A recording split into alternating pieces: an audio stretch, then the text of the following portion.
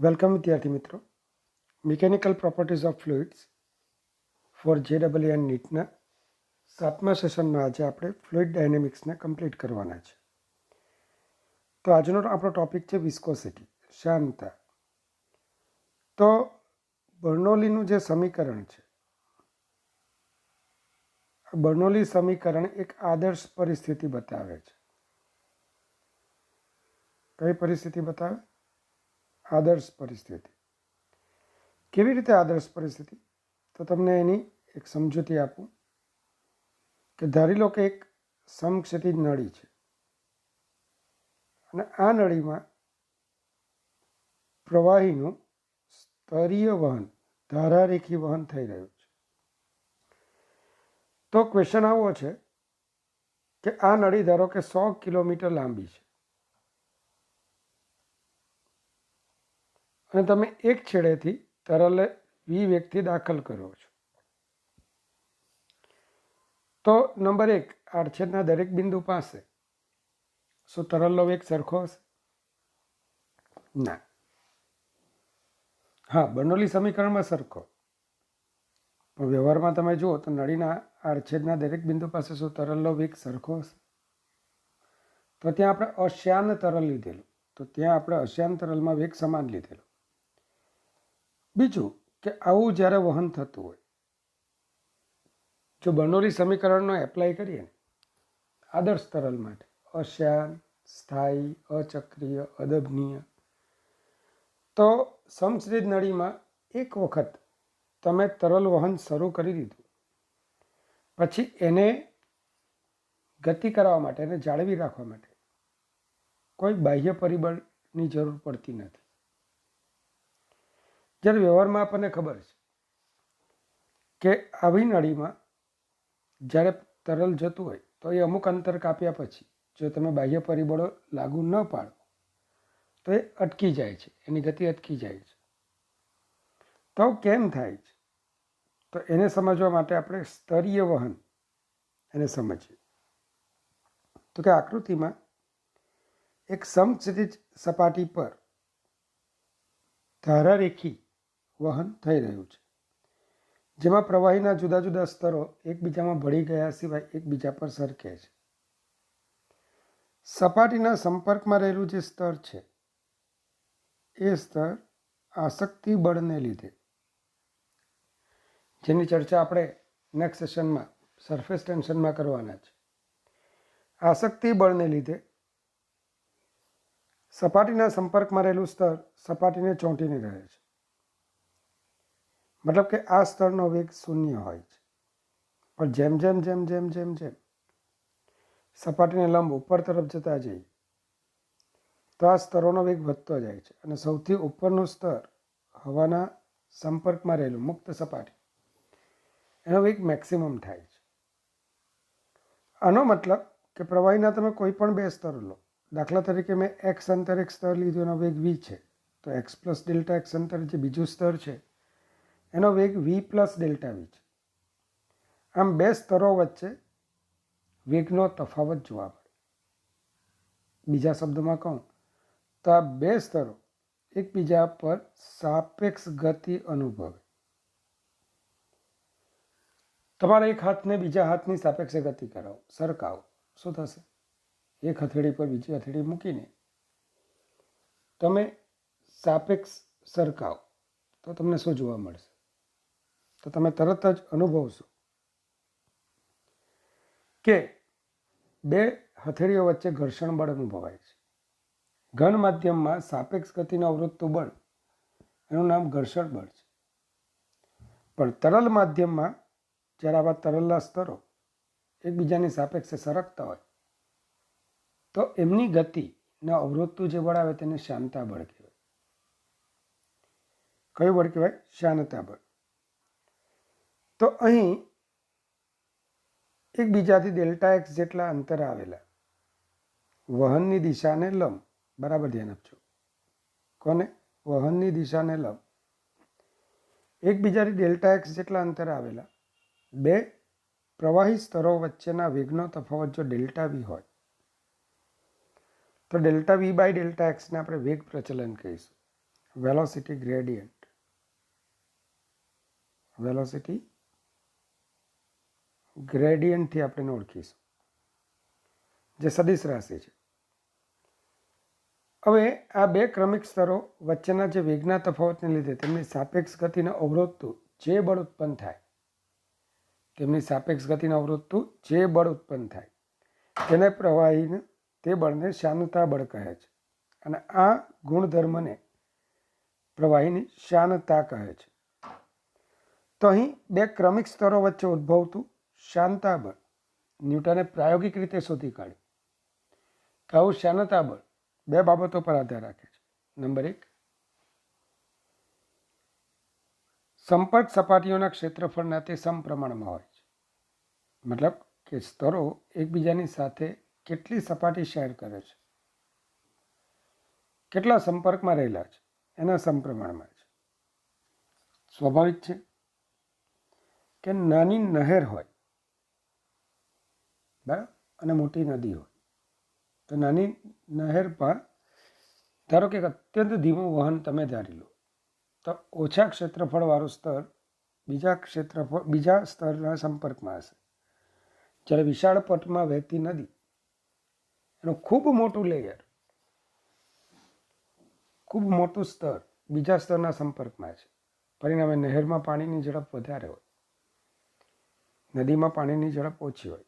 આ જ નદી આમ જતી હોય અને એમાંથી તમે નહેર, બરાબર, એક નહેરને તમે ત્યાંથી, એક કેનાલને તમે ત્યાંથી કાઢો છો, તો જે નદીમાં પ્રવાહીનો વેગ ઓછો જણાતો હતો અહીંયા વધી જાય છે. કેમ? એનું કારણ છે કે જે નદી હતી ત્યાં શ્યાનતા બળ, બે ક્રમિક સ્તરોની સાપેક્ષ ગતિના અવરોધતું શ્યાનતા બળ વધારે હતું, કારણ કે સંપર્ક ક્ષેત્રફળ વધારે હતું. જ્યારે નહેરમાં આ સંપર્ક ક્ષેત્રફળ ઓછું થઈ જાય છે. નંબર 2, શ્યાનતા બળ એ બે સ્તરો વચ્ચેના વેગ પ્રચલનના પણ સમપ્રમાણમાં છે. અર્થાત F is proportional to delta V by delta x. સંયુક્ત ચલન લઈએ તો F is proportional to A delta V by delta x, તો F is equal to eta A delta V by delta x, જેને ઘણા કિસ્સામાં જો સ્થાયી વહન ન હોય તો તેવા કિસ્સામાં ઇટા એ dV બાય dxથી પણ દર્શાવીએ છીએ. અહીં ઇટાને પ્રવાહીનો શ્યાનતા ગુણાંક કહેવામાં આવે છે. શું બોલાય છે આને? શ્યાનતા ગુણાંક, જેનો એકમ છે newton second per metre square અથવા ડેકાપોઈસ, જ્યાં પોઈસ CGS એકમ છે અને 1 ડેકાપોઈસ એટલે 10 પોઈસ. અને તમે ઓલરેડી ન્યૂટન અને એને ડાઇનમાં ફેરવો તો 10⁵ ડાઇન, સેકન્ડ તો સેકન્ડ જ છે. 1 મીટર સ્ક્વેર 10⁴ સેન્ટીમીટર સ્ક્વેર.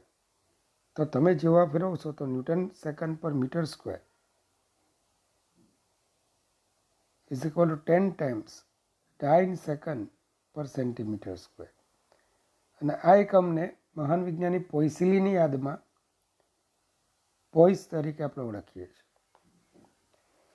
ચાલો, તો 2 મીટર બાજુની લંબાઈ ધરાવતો એક સમઘન બ્લોક 20 કિલોગ્રામ દળ ધરાવે છે. આપણે એક એક્ઝામ્પલ જોઈએ. આ બ્લોકને 30° ખૂણો ધરાવતા ઢાળ પરથી ઇટા બરાબર 10⁻⁻1 પોઈસ શ્યાનતા ગુણાંક ધરાવતા તેલના સ્તર પર સરકાવતા તે 10 મીટર પર સેકન્ડની અચળ ઝડપથી ગતિ કરે છે. તો આ તેલના સ્તરની જાડાઈ શોધો. G બરાબર 10 મીટર પર સેકન્ડ સ્ક્વેર. શું માહિતી આપેલી છે? જુઓ, એક ઢાળ આપ્યો છે, 30° ખૂણો છે, સમઘન આકારનો બ્લોક છે. ઢાળ પર મૂકીએ તો સપાટી સંપૂર્ણ લીસી હોય તો એ G sin 30 અચળ પ્રવેગથી સરકશે. પણ અહીંયા આપણે શું કર્યું છે? અમુક જાડાઈનું એક તેલનું સ્તર રાખ્યું છે. એને જ લીધે આપણને માલુમ પડે છે કે આ બ્લોક અચળ ઝડપથી 10 મીટર પર સેકન્ડની અચળ ઝડપથી ગતિ કરે. હવે અચળ ઝડપથી ગતિ આવે એટલે બળો સંતુલનમાં આવે, એટલે કે પ્રવેગ નથી, તો પરિણામી બળ 0. તો જેટલું બળ ઢોળાવની નીચે તરફ લાગે એટલું જ બળ ઉર્ધ્વ દિશામાં લાગવું જોઈએ. સ્વાભાવિક છે, ઘર્ષણ તો લીધું નથી, તો કે ભાઈ આ બ્લોક કોની પર સરકે છે? તેલના સ્તર પર. તો એની સાપેક્ષ ગતિને અવરોધતું બળ શાંતા બળ કઈ દિશામાં લાગશે? ઉર્ધ્વ દિશામાં, ઢોળાવની ટોચ તરફ. ઉર્ધ્વ દિશા નહીં પણ ઢોળાવની ટોચ તરફ. આમ સમતોલનની સ્થિતિમાં mg sin θ is equal to fv, મતલબ કે eta A delta v by delta x.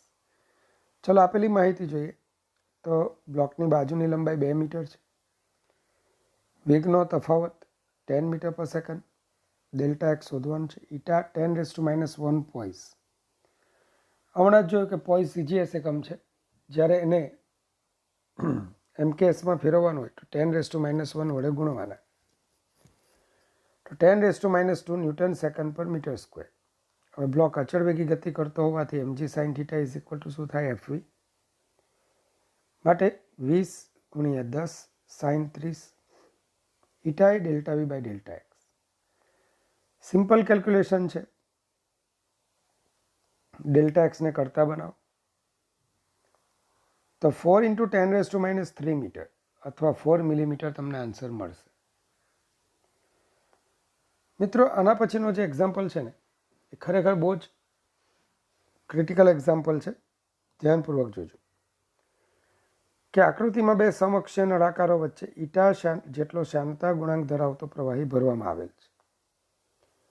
હવે વચ્ચેના નળાકારને ω0 જેટલી પ્રારંભિક કોણીય ઝડપથી ભ્રમણ આપી છોડી દેવામાં આવે તો કયા સમયે તેની કોણીય ઝડપ અડધી થશે? બહારના નળાકાર સ્થિર છે તેમ ધારો. તો બહારના નળાકારને આપણે રિજિડલી ક્લેમ્પ કરેલો છે.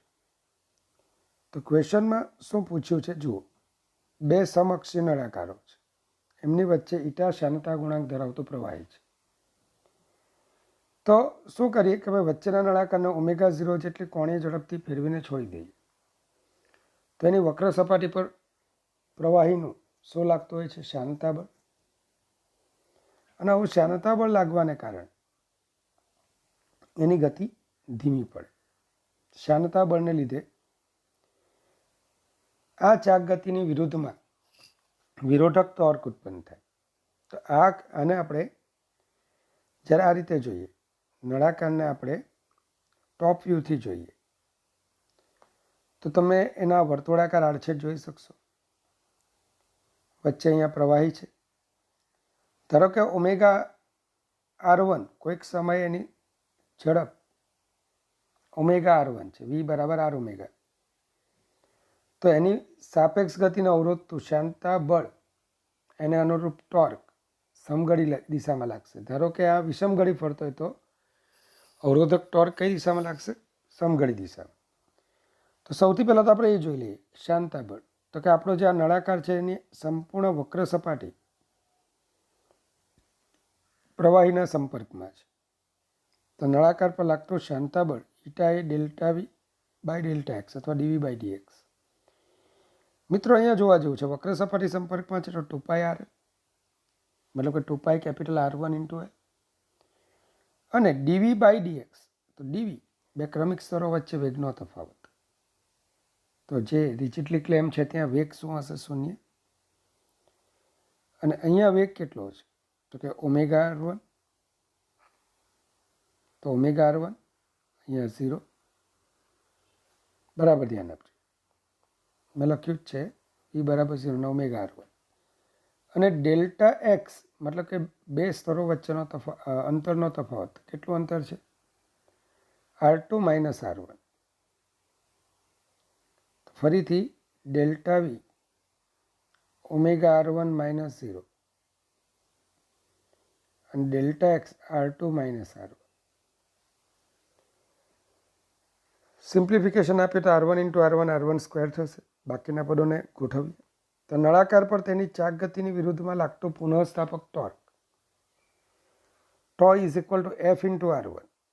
તો I આલ્ફા 2π ઈટા R1² L ω upon R2 - R1 × R1.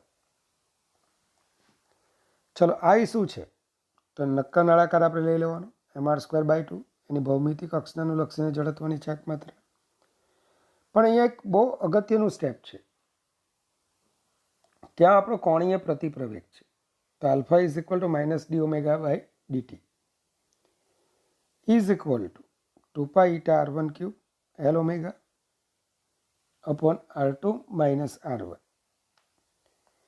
ચાલો આપણે ડી ઓમેગાને કરતા બનાવીએ. તો ઓમેગાવાળા પદોને એક બાજુ લઈએ, ટીવાળા પદોને બીજી બાજુ લઈએ અને સંકલન કરીએ. તો પ્રારંભિક કોણીય ઝડપ ઓમેગા નોટ, ત્યાંથી ઓમેગા નોટ બાય 2 અડધી થવાની છે. અને બાકીના પદો આ તમે જોઈ શકો અચળ છે, તો સંકલન 1 dt બાકી રહેશે.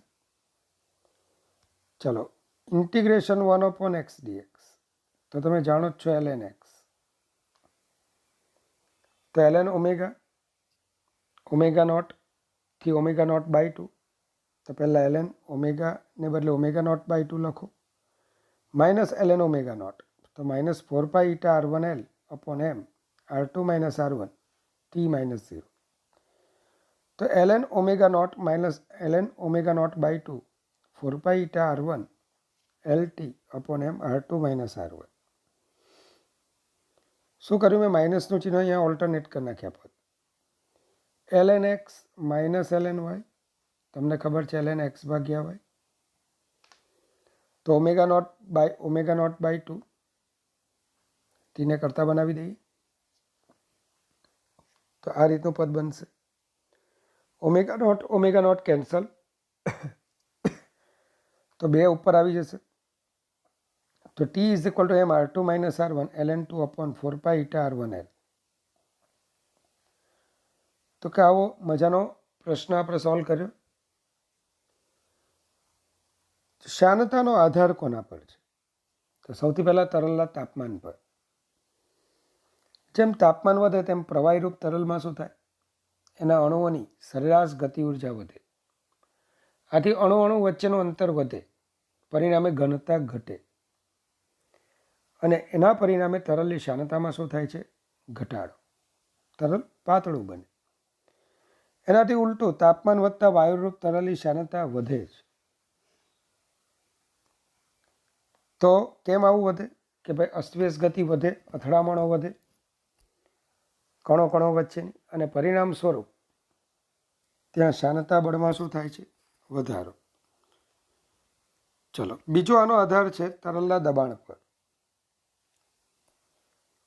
કે દબાણ વધતા પ્રવાહીરૂપ તરલની શ્યાનતા વધે છે અને વાયુરૂપ તરલની શ્યાનતા દબાણથી સ્વતંત્ર છે. અને ત્રીજું તરલની જાત પર, તો પાણી, કેરોસીન જેવા દ્રવ્યો માટે શ્યાનતા ગુણાંક ઓછો છે, પણ દિવેલ, મધ, ગુંદર જેવા દ્રવ્યો માટે શ્યાનતા ગુણાંક વધારે છે. પણ તાપમાનની બાબતમાં એક ડિસ્કશન કરું કે આપણા શરીરમાં રહેલું લોહી એનું 0 થી 37 ડિગ્રી સેલ્સિયસના તાપમાન સુધી લગભગ શ્યાનતા ગુણાંક અચળ રહે છે. તો કુદરતની આ કરામત છે કે જે 0 થી 37 ડિગ્રી સેલ્સિયસ સુધી આપણા શરીરનું તાપમાન આપણા લોહીનો શ્યાનતા ગુણાંક અચળ રાખે છે. તો વિદ્યાર્થી મિત્રો, એક ખૂબ અગત્યના નિયમ તરફ આપણે જવાનું છે, અને એ છે સ્ટોક્સનો નિયમ અને ટર્મિનલ વેગ. તો આપણને ખબર છે કે જ્યારે ખૂબ મોટું શ્યાન માધ્યમ હોય, દાખલા તરીકે એક સરોવર હોય, અને આ શાંત સરોવરમાં તમે મધ્યમાં જઈને નાનકડો પથ્થર હળવેથી છોડી દો છો, તો શું કિનારા છલકાઈ જાય? કિનારે કોઈ બેઠું હોય તો એ ભીના થઈ જાય? ના. તમે જે પથ્થર નાખશો એને લીધે જે દખલગીરી ઉત્પન્ન કરશો, એને લીધે દૂર આવેલું સરોવરનું પ્રવાહી એમાં કોઈ દખલ ઉત્પન્ન થવાની નથી. એકચ્યુઅલી શું થશે? તો કે આવા શ્યાન માધ્યમમાં જ્યારે તમે કોઈ પદાર્થને મુક્ત કરો છો, તો પદાર્થના સંપર્કમાં રહેલું પ્રવાહીનું સ્તર પદાર્થ જેટલા જ વેગથી નીચે તરફ ગતિ કરશે.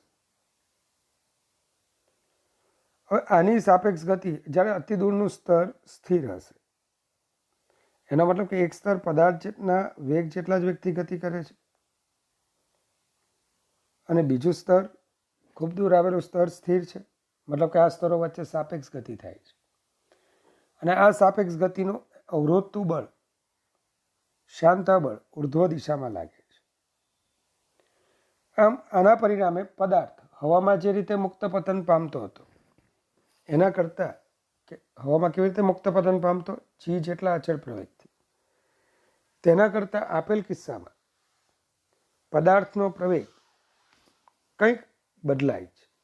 અને કેવો બદલાય છે તો એની ડિસ્કશન આપણે હમણાં કરીએ. સૌથી પહેલાં ધ્યાન આપજો. ધારો કે ખૂબ મોટા શ્યાન માધ્યમમાં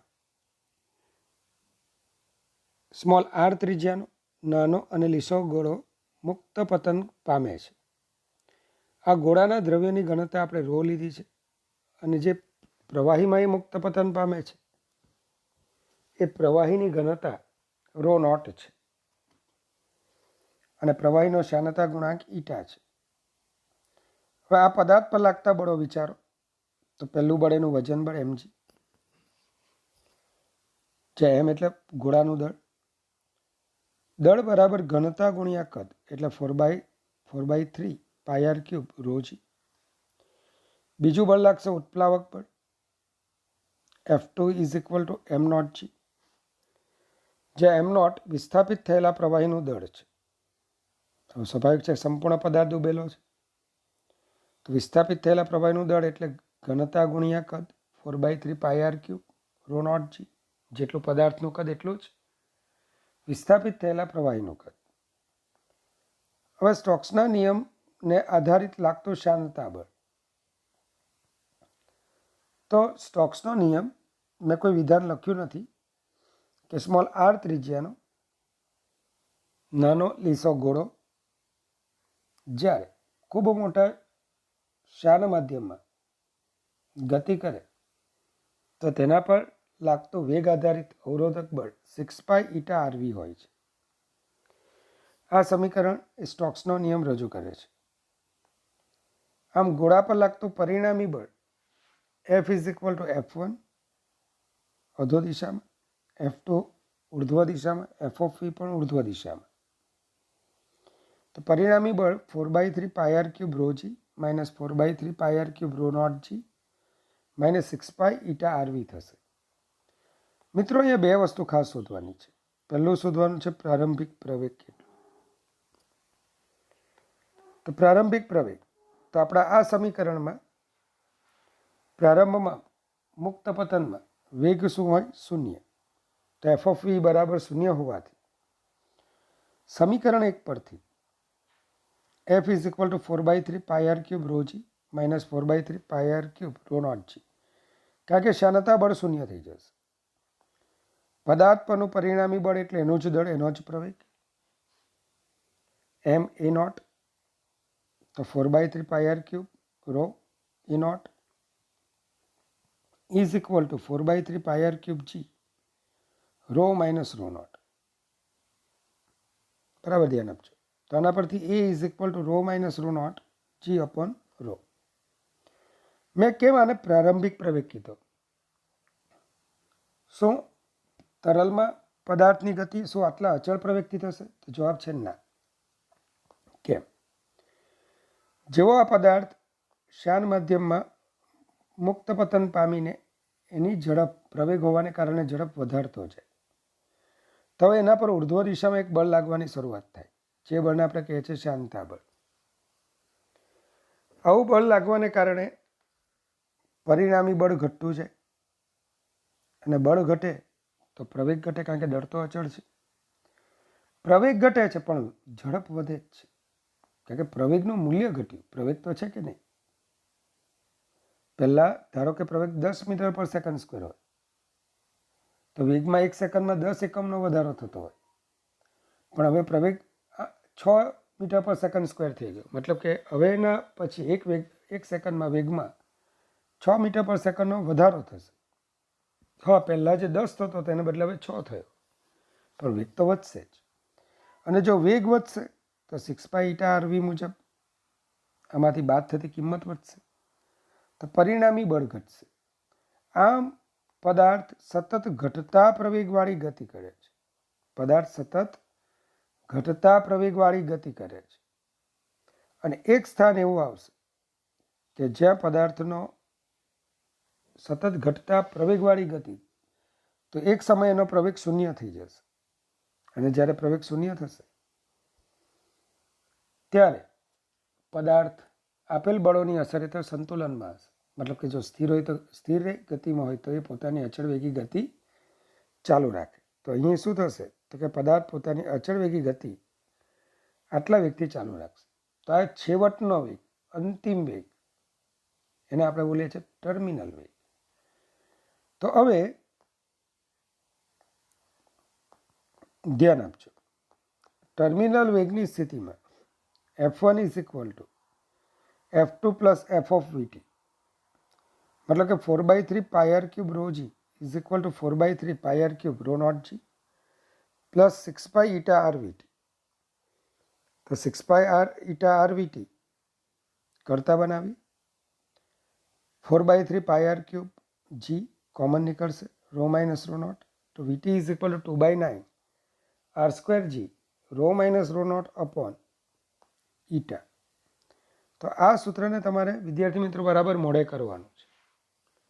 તમારા JEE મેઇન અને JEE એડવાન્સ તેમજ નીટ એમાં વારંવાર પૂછાયું છે. તો વિદ્યાર્થી મિત્રો, નળીમાં થતું સ્તરીય વહન, જેને આપણે પોઈસેલીનો નિયમથી પણ આજે ઓળખવાના છે. તો ધારો કે તમને સ્મોલ આર ત્રિજ્યા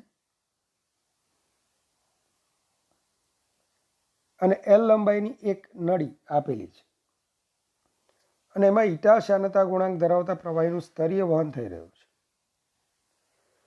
મતલબ કે શ્યાન માધ્યમ, શ્યાન પ્રવાહી છે.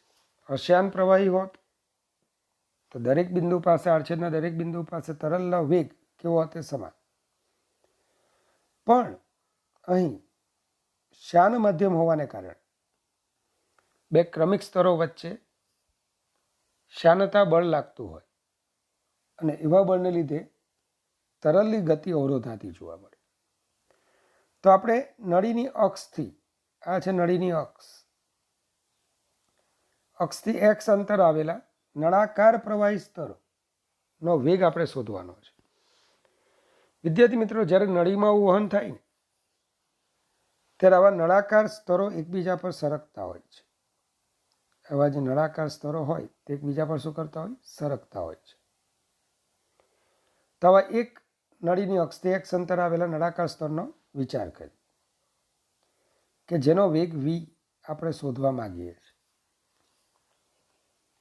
યાદ રાખજો, નળીની દિવાલ પાસે જે સ્તર છે તેનો વેગ 0 થશે. આસક્તિ બળોને લીધે જુદા જુદા દ્રવ્યના અણુ વચ્ચે લાગતા બળોને આપણે શું બોલીએ છીએ? આસક્તિ બળ. તો નળીની દિવાલના સંપર્કમાં રહેલું પ્રવાહીનું સ્તર ચોંટીને રહેશે. ચાલો, અને જેમ જેમ દિવાલથી અક્ષ તરફ જઈશું તેમ વેગ વધતો જશે. તો હવે અક્ષથી એક્સ અંતર આવેલા એક નળાકાર પ્રવાહી સ્તર માટે બરાબર કેટલા બળો લાગે તે આપણે જોવાનું છે. તો પહેલામાં પહેલું આપણે આ વહન જાળવી રાખવાનું છે. તો દબાણનો તફાવત P લગાડેલો છે, મતલબ કે અહીંયા આઘાતી દબાણ P1, અહીંયા મળતું પ્રત્યાઘાતી દબાણ P2. તો P1 માઇનસ P2 એ દબાણ તફાવત કહેવાય. તો આ નળાકાર સ્તર પર કેટલા બળો લાગે તે જોઈએ.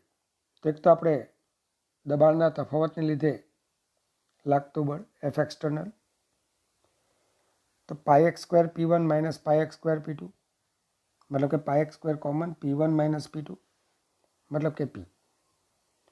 અને બીજું બળ લાગશે શ્યાનતા બળ. તો F is equal to minus eta dv by dx. માઇનસનું કારણ એ છે કે અંતર x વધે, અક્ષથી અંતર x વધે તેમ વેગ ઘટે છે. ચેક કરો, અંતર x વધતા વેગ ઘટે છે અને બળનું મૂલ્ય આપણું ધન જ હોવું જોઈએ. કારણ કે આપણે જ્યારે વહન જાળવી રાખીએ છીએ તો તે કિસ્સામાં F એક્સટર્નલ બરાબર શું થાય? F. તો πx² P is equal to minus eta 2πxl dv by dx. આમાં એ સંપર્ક સપાટીનું ક્ષેત્રફળ. તો આપણું જે નળાકાર સ્તર છે તેની વક્ર સપાટી અન્ય પ્રવાહી સાથે સંપર્કમાં છે અને વક્ર સપાટીનું ક્ષેત્રફળ 2πRh. તમે આવું ભણેલા તો અહીંયા XL, આને બદલે x અને h ને બદલે l.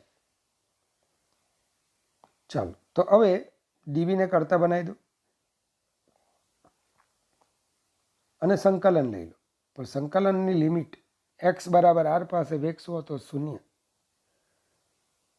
અને x બરાબર x પાસે વેગ કેટલો છે? તો કે v છે. તો લિમિટ 0 થી v, તો અહીંયા અંતર, અક્ષથી અંતર r થી x. ચલો, 1 dv એટલે v અને x એટલે x²/2. તો left hand side v minus 0 મતલબ કે v આવશે. રાઈટ હેન્ડ સાઈડ 2 × 2 4 અને માઇનસનું ચિહ્ન અંદર લઈ જઈએ તો v is equal two p/4 eta in the bracket r² minus x². શું આવશે? v is equal two p/4 eta r² minus x². હવે સ્પષ્ટ છે કે તમે જે નળી લીધી, આ નળીની અક્ષ પાસે તરલનો વેગ મહત્તમ અને દિવાલ પાસે વેગ 0. હવે મારે ગણવું છે નળીમાંથી એકમ સમયમાં પસાર થતા તરલનું કદ ફ્લક્સ. કદ ફ્લક્સ ગણવું હોય તો આનો આર્થિક ક્ષેત્રફળ ધારો કે એ છે, એ એટલે πr². તો કદ ફ્લક્સ કેપિટલ Q અથવા પ્રવાહ વહનનો દર, તો Q બરાબર AV. તમે V તરીકે શું લો? તો અહીંયા V તરીકે આપણે એવરેજ વેગ લઈશું. તો નળીની અક્ષ માટે x બરાબર 0 મૂકો સમીકરણ 1માં, તો pr²/4 eta. અને દિવાલ પાસે x બરાબર r મૂકી દો તો વેગ શું આવશે? 0 થશે. માટે નળીમાં પ્રવાહીની સરેરાશ ઝડપ v એવરેજ v + 0/2. તો v average is equal two pr²/8 eta. માટે નળીમાં પ્રવાહીના વહનનો દર q બરાબર a × v એવરેજ, તો πr² × pr²/8 eta. તો q બરાબર πpr/4/8 eta. માટે q is equal two p/8 eta/πr/4, જેને હું p/rf થી લખું છું, જે rf is equal two 8 eta/πr/4, જેને નળીનો ફ્લુઇડ રેઝિસ્ટન્સ, તરલ અવરોધથી આપણે એને ઓળખીએ છીએ. અને આ તરલ અવરોધ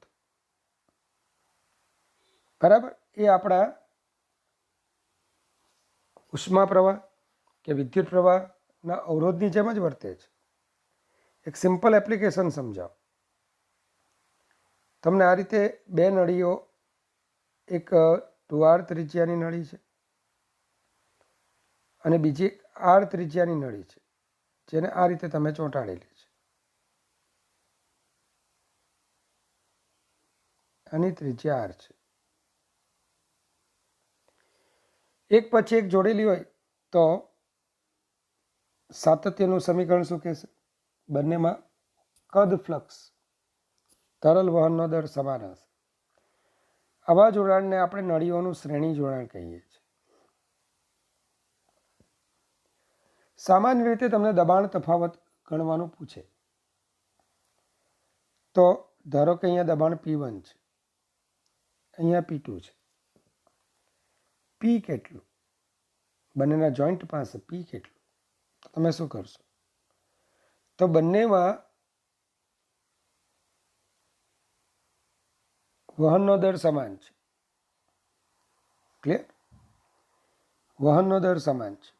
બસ હવે તમારે ક્યુનું જે સમીકરણ છે, πp 2r/4, આમાં p એ દબાણનો તફાવત છે, તો p1 - p 2r/4 / 8 eta. લંબાઈઓને પણ મેં સરખી લીધી છે. તો રાઈટ હેન્ડ સાઈડ શું લખશો? p - p2 r/4 divided by 8 eta. તરત તમને ખ્યાલ આવી ગયો કે 2 × 4 = 16 p1 - p is equal to P minus P2. 16P1 minus 16P, P minus P2. તો P બરાબર 16P1 plus P2 divided by 70. તો આ રીતે તમે દબાણ ગણી શકશો. તો બહુ મહત્વની વાત છે, વિદ્યાર્થી મિત્રો ધ્યાન આપજો. તો RFને આપણે શું કહીશું? Fluid resistance. હવે એક એક્ઝામ્પલ છે. એક નાનો ગોળો સ્થિર સ્થિતિમાંથી શ્યાન મધ્યમાં મુક્ત પતન કરે છે. શ્યાનતાને લીધે ઉદ્ભવતી ઉષ્મા ઉર્જા આ ગોળો જ્યારે શ્યાનતાને લીધે ઉષ્મા ઉર્જા ઉત્પન્ન થાય છે. તો આ ગોળો જ્યારે ટર્મિનલ વેગ પ્રાપ્ત કરે ત્યારે ઉષ્મા ઉર્જા ઉત્પન્ન થવાના દર અને ગોળાની ત્રિજ્યાનો સંબંધ મેળવો. JEE એડવાન્સમાં પૂછાયેલો અને નીટમાં પૂછાયેલો. ધ્યાન આપજો, બંને પરીક્ષામાં આ ક્વેશ્ચન પૂછાયો છે.